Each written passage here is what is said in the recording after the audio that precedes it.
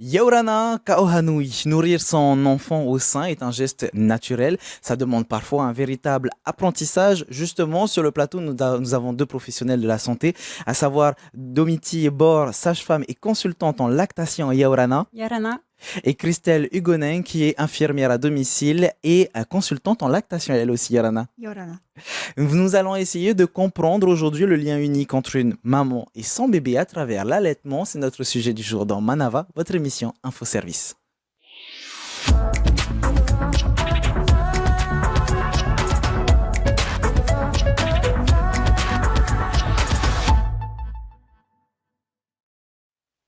Le lait maternel est un aliment vivant et évolutif. Sa composition change même au cours d'une seule tétée.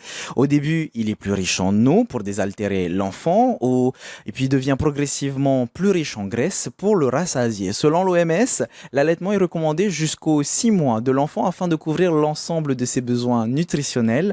Heureusement, ici au Fénois, plusieurs organismes soutiennent l'allaitement dès la naissance. Pour ma première question, Domiti, justement, l'allaitement maternel a donc un rôle biologique, ne serait-ce que juste pour l'enfant en lui-même.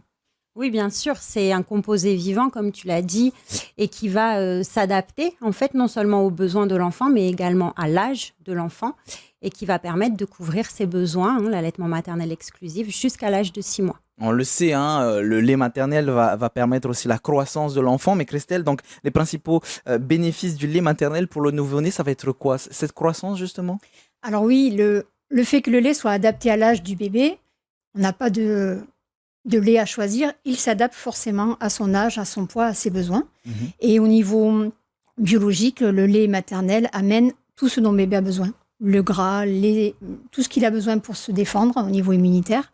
Et tout ce que le lait artificiel ne peut pas fabriquer et qui ne sera jamais remplacé. Donc là, on parle vraiment de ces composants qui peuvent permettre au bébé de grandir. Mais Domiti, on parle aussi davantage pour la maman, rien ne serait-ce que juste dans le lien avec l'enfant. Oui, tout à fait. Là, alors, l'intérêt de l'allaitement maternel est double. Les avantages sont vraiment pour la maman et pour l'enfant, pour la santé de la mère et la santé du bébé. Non seulement sur le point infectieux, déjà, les bébés à nourrir au sein ont moins d'infections que les bébés nourris au biberon.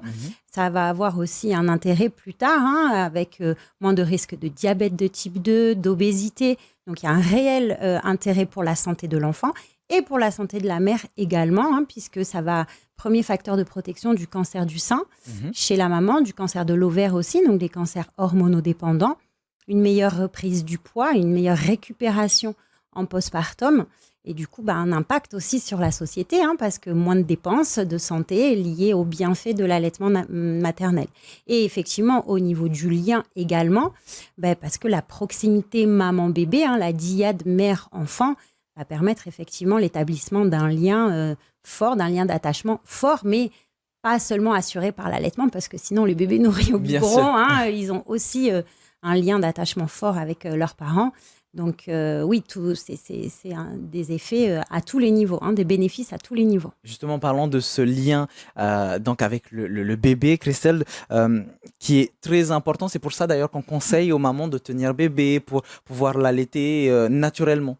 En fait, l'allaitement maternel, c'est un petit peu le 4e trimestre, en fait. C'est la continuité d'un bébé qui était porté constamment dans le ventre de sa maman, bercé constamment.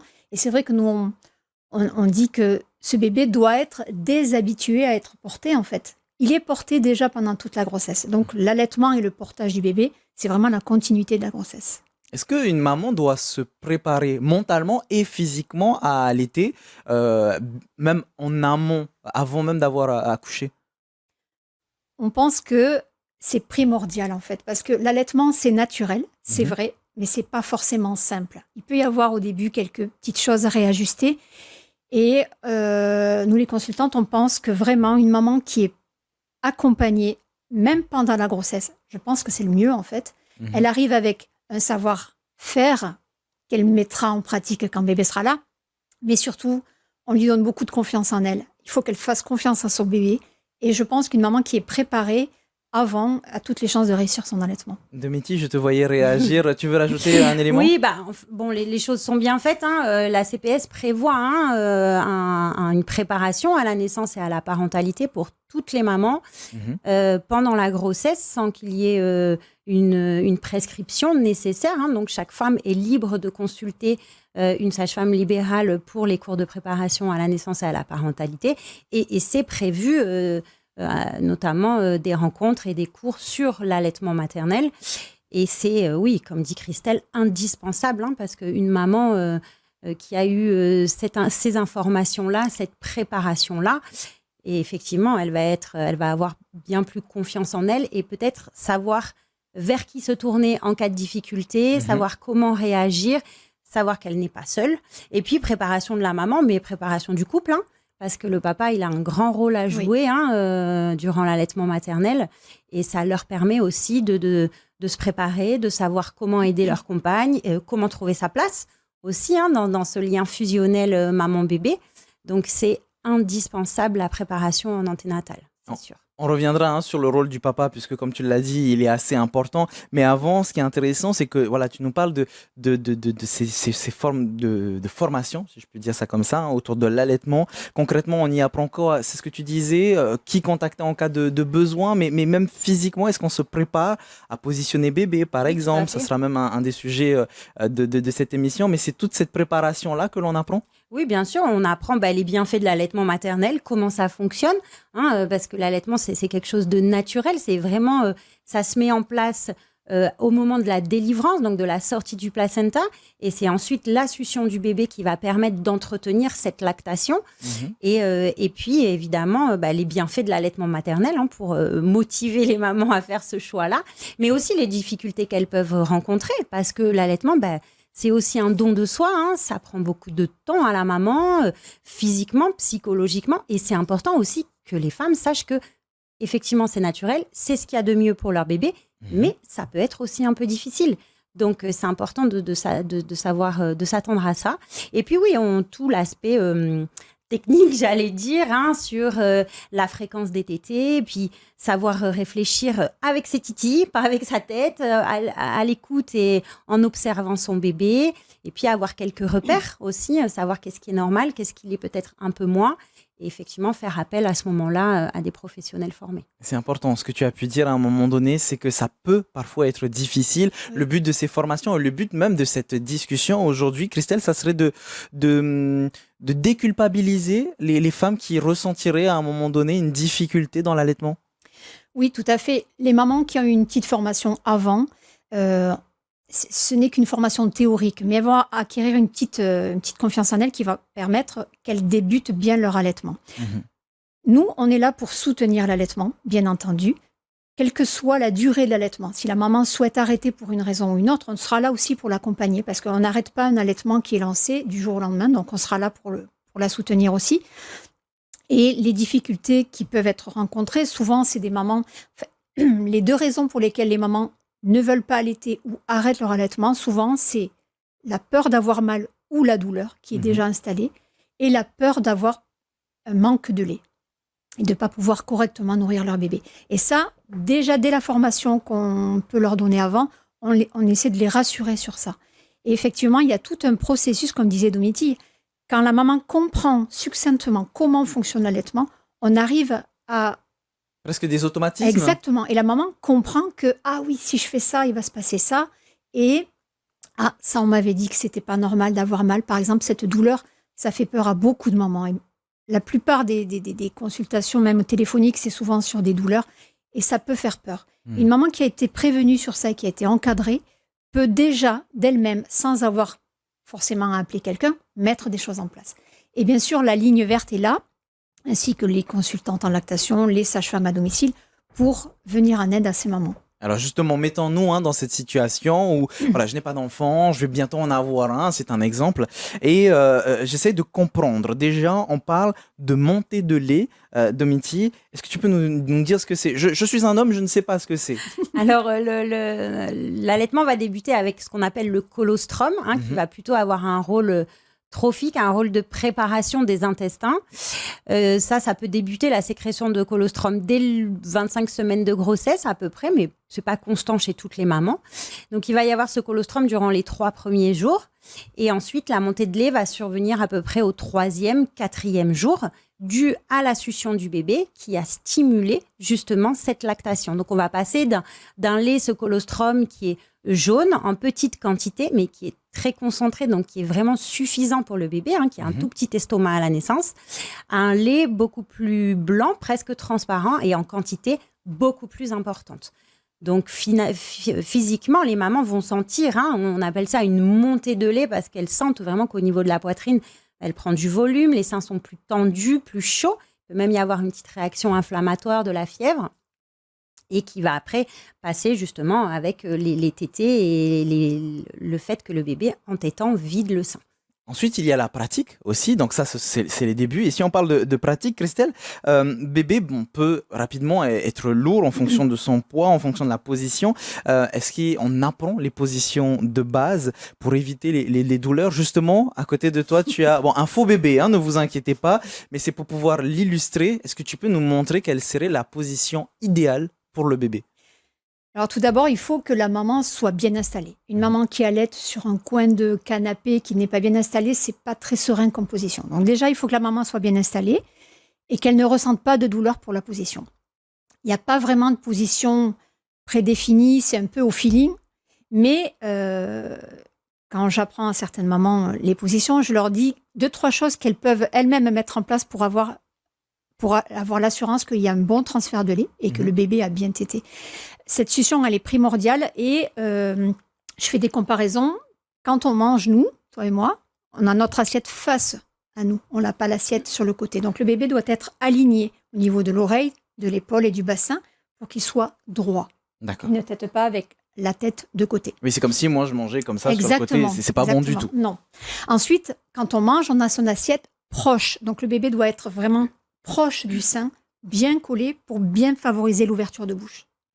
Et la troisième chose, c'est que quand on boit, on ne boit pas avec la tête fléchie, on boit avec la tête défléchie. Et souvent, les bébés ont le nez dans le sein plutôt que le menton. Voilà. On le monte un peu trop, il faut le rabaisser. Haut, et le fait de le baisser, va défléchir la tête et favoriser une bonne succion avec cette mâchoire inférieure qui, elle, va faire le mouvement de succion. Alors, j'ai jamais donné le sein, mais j'ai déjà pu tenir un bébé. Et tu as toujours peur de le faire mal, il est tellement fragile. Donc, c'est peut-être cette appréhension qui pousse à mal le positionner sans s'en rendre compte. Après, on apprend à être parent. Donc, tous les parents, moi y compris, on est un peu gauche au début avec ce bébé.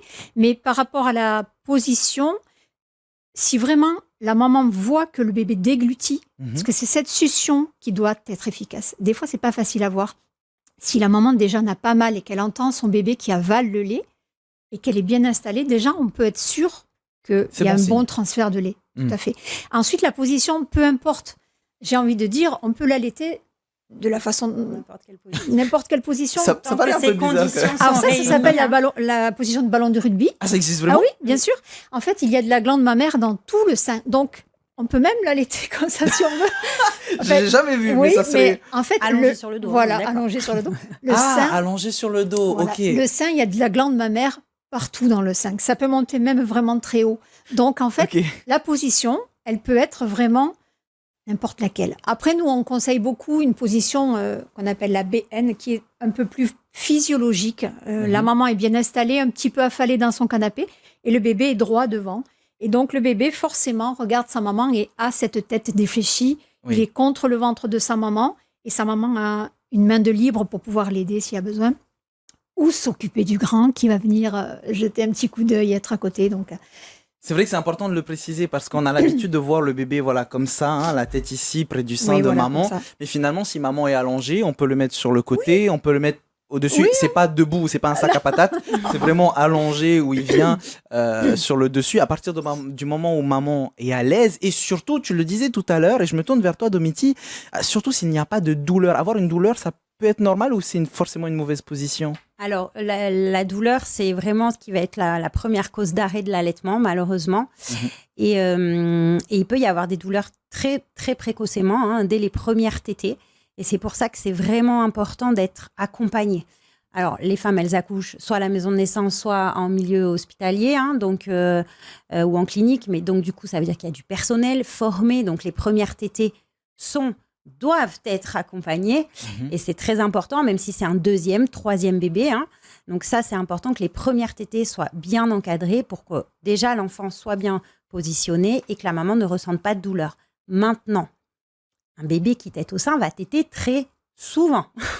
Et fort. Et fort. Donc, il peut y avoir une petite sensibilité au niveau du mamelon qui peut être physiologique, qui va durer quelques temps, quelques jours, qui est présente en début de tétée, mais qui doit cesser au fur et à mesure de la tétée. Et c'est le temps que ce mamelon s'habitue à cette succion et cette stimulation permanente. Quasi permanente. Maintenant, une douleur qui persiste est anormale. Ça, c'est sûr. Et doit faire consulter. On repositionne d'abord la position parce que ça vient en général de la position, mais il peut y avoir d'autres choses. Il peut y avoir des crevasses, il peut y avoir d'autres choses qui nécessitent une consultation spécialisée. Dans la même idée d'allaiter, il y a aussi des mamans qui doivent reprendre assez rapidement le travail. Et on l'a dit, c'est conseillé jusqu'à 6 mois, mais certaines reprennent le travail assez tôt. Du coup, c'est la raison pour laquelle c'est important aussi de pouvoir apprendre à tirer son lait, Christelle.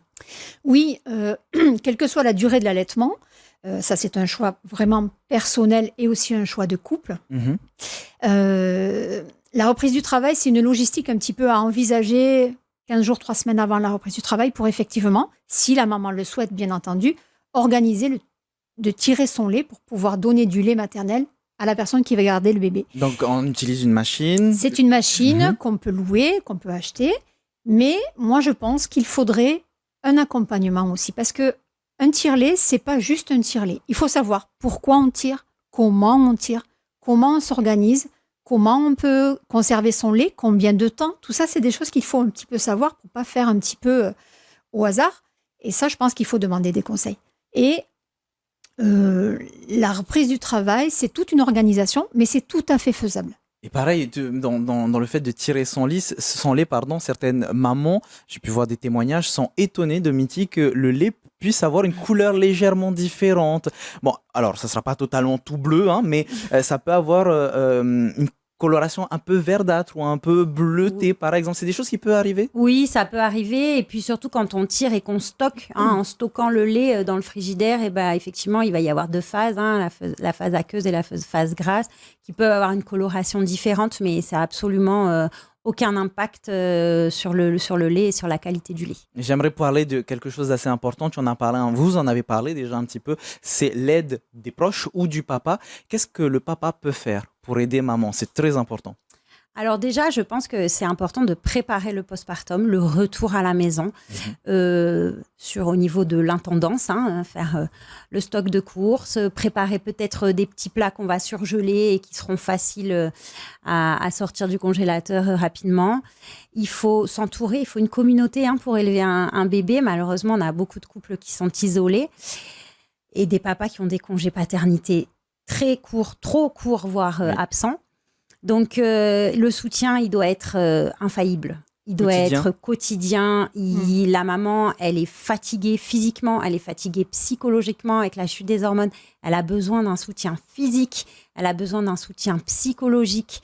C'est une grande période de doute. Déjà, le postpartum, encore plus quand on allait, on a toujours l'impression qu'on ne fait pas assez bien, que pourquoi notre bébé pleure, est-ce que c'est parce que j'ai pas assez de lait, est-ce que j'ai pas assez si bien fait comme ci, comme ça. Constamment, on a la culpabilité un peu quand on devient parent. Et donc, le conjoint, il a un rôle mais tellement important à jouer qui va permettre ou pas parfois d'arrêter l'allaitement. Oui. Donc, si le conjoint est là, présent, soutenant, qui gère les tâches du quotidien et que la maman n'a qu'à se préoccuper de récupérer physiquement et allaiter son enfant, déjà, elle part avec de grandes chances. Et c'est important de pouvoir préciser, papa, c'est important qu'il soit là, bien sûr, mais la famille, la maman peut aider, les frères, les sœurs peuvent aider. Oui, tout à fait. Et le fait, certains papas sont inquiets de ne pas pouvoir donner à manger à leur bébé. Ça, c'est quelque chose qui est très important pour les papas. Il faut savoir qu'en nourrissant maman, au sens très large, on nourrit aussi son bébé. Et c'est vraiment un trio. Et le papa, même s'il ne donne pas un biberon, en s'occupant de la maman, s'occupe aussi du bébé, nourrit le bébé. Et les frères et sœurs peuvent aussi intervenir en les mettant en charge en tant que grand frère, grande sœur pour aider maman à s'occuper du petit. Et bien entendu, toute la famille au sens large, les grands-parents peuvent prendre le relais avec les grands-enfants, peuvent prendre le relais du papa, peuvent aider la maman à allaiter. Et un papa a un regard extérieur sur un allaitement. Par exemple, pour la position, ce que je disais tout à l'heure, quand on a son bébé dans les bras, on ne voit pas forcément qu'on a une position peut-être pas optimale. Le papa, il a un regard extérieur. Donc, il peut guider il peut dire, la maman. essaie peut-être de le descendre, faire ci, faire ça. Il peut aussi intervenir dans l'allaitement. C'est pas juste nourrir son enfant, c'est tout un environnement, vraiment, c'est une étape à 3 avec le bébé. Justement, l'allaitement, qui est un parcours personnel avec son bébé, bien sûr, mais accompagner, tout se passe pour le mieux. Si les hommes ne peuvent pas allaiter, ils peuvent au moins soutenir la maman dans ce parcours. Et c'est la raison pour laquelle on termine avec ces questions. Messieurs, vous savez ce qu'il vous reste à faire. Vous avez un rôle. Justement, on termine, si vous avez besoin d'informations, avec Hitiura Beauvillain, qui est présidente de l'association Teu au Teura. C'est tout de suite dans votre question express. Yorana à tous, moi c'est Hitiura Beauvillain, je suis la présidente de l'association Teu au Teura.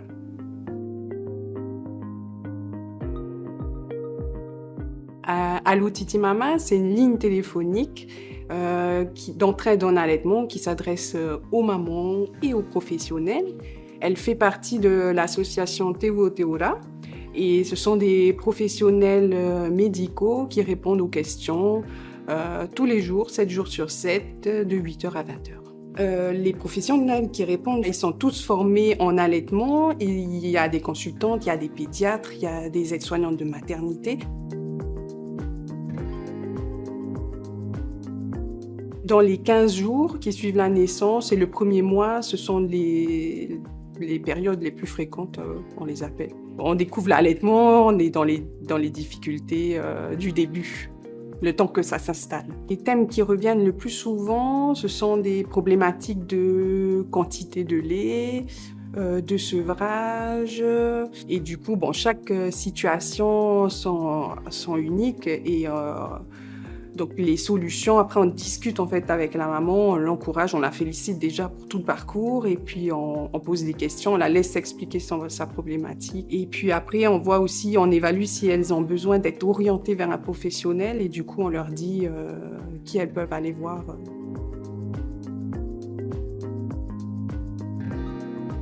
Que les mamans se fassent confiance, qu'elles ont tout pour y arriver et que quand elles ont des doutes ou des questions, qu'elles n'hésitent pas à appeler la ligne téléphonique. L'association peut être contactée par Messenger et alors, nous, on leur dit de laisser le numéro et qu'on va les rappeler.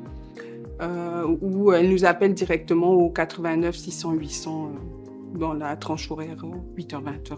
C'est important que les mamans soient accompagnées, qu'elles ne soient pas isolées. À la maison et du coup qu'elles puissent contacter un professionnel quand elles ont besoin pour les encourager, les soutenir dans leur parcours d'allaitement. En plus de Allo Titi Mama, sur laquelle on reviendra dans quelques instants, vous avez bien sûr des sites internet pour vous aider. Et on commence avec celui de la direction de la santé publique, donc allaitement-maternel, si jamais vous voulez peaufiner vos recherches, avec des questions importantes pour les mamans qui allaitent. Pourquoi l'allaitement maternel est-il recommandé? Les nutriments que le lait maternel contient, l'allaitement exclusif, qu'est-ce que c'est? La durée de la tétée, la mise au sein, les femmes peuvent-elles allaiter leur enfant pendant leurs heures de travail, les craintes, les difficultés, qui contacter? Vous avez toutes ces questions sur le site de service-public.pf/DSP. Teu au Teura, allaitement en Polynésie, l'association bien sûr et la page Facebook de Allo Titi Mama avec plein d'informations importantes comme par exemple au début du mois de février, il y a eu un rappel de certains laits infantiles. Renseignez-vous en urgence sur leur page. Et puis la formation, c'est très important. Justement, la dernière chose sur laquelle on va revenir, Domiti, c'est le pot à pot. On n'a pas eu l'occasion forcément d'en parler tellement il y a des choses à dire. Est-ce que tu peux nous dire 2 mots justement sur ça? Oui, le pot à pot, c'est une des recommandations de l'Organisation mondiale de la santé et qui a été largement étudiée. On connaît aujourd'hui les bénéfices du pot à pot. Donc, concernant l'allaitement maternel, c'est vraiment un peu la réponse à tous les mots MAUX du nourrisson.